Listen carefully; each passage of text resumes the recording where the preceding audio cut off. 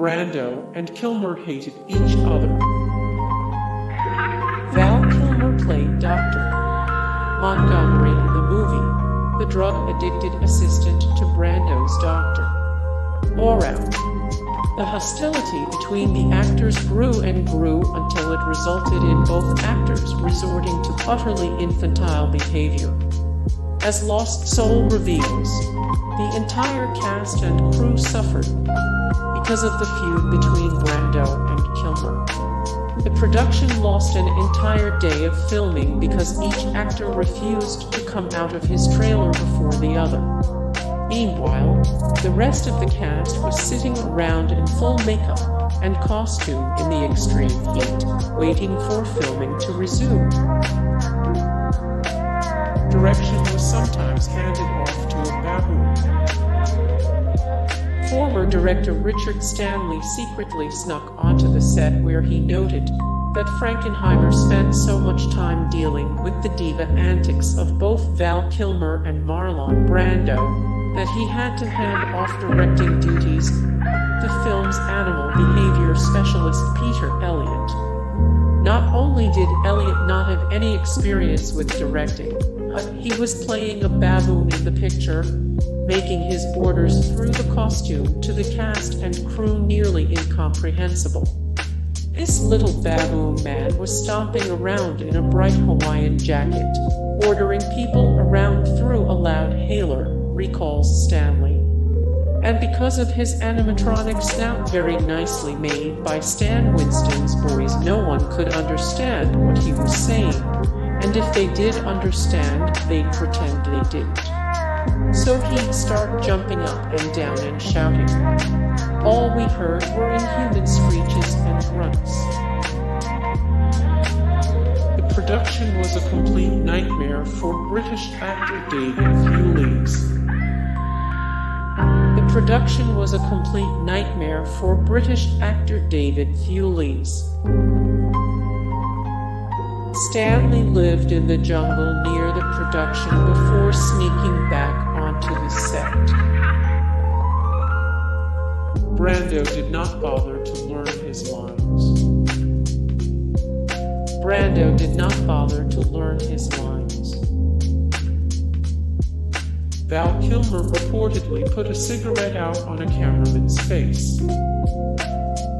Val Kilmer requested the crew call him Mr. Kilmer, and he was referred to as a prep school bully by one crew member.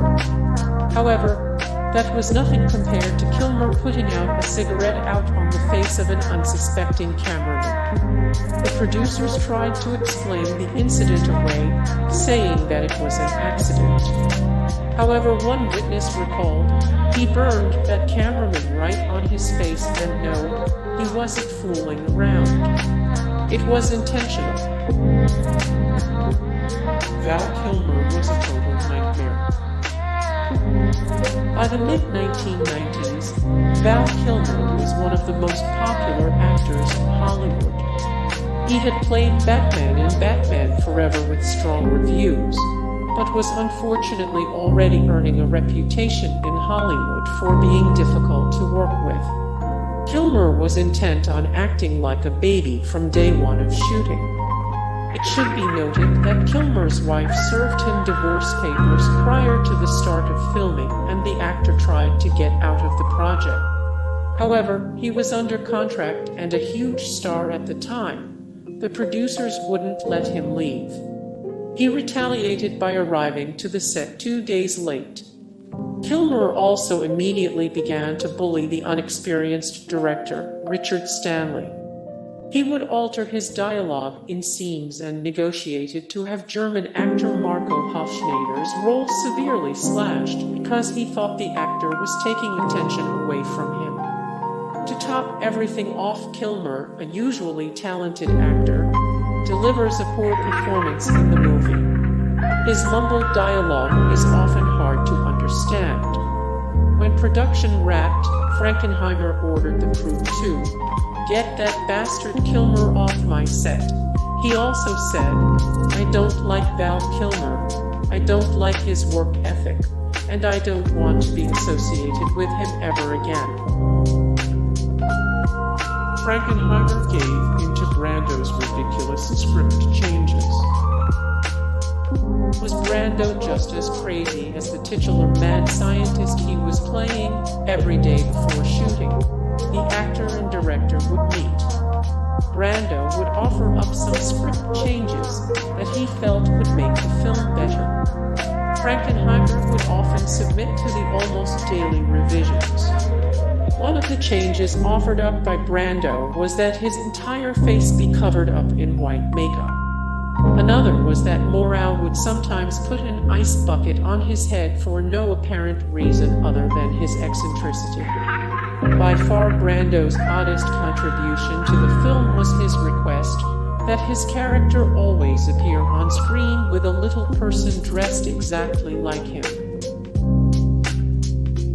Marlon Brando's daughter committed suicide. Marlon Brando's daughter committed suicide. Bruce Willis dropped out, leading to a recasting of almost every other major role. Richard Stanley only lasted 3 days as director before being ousted.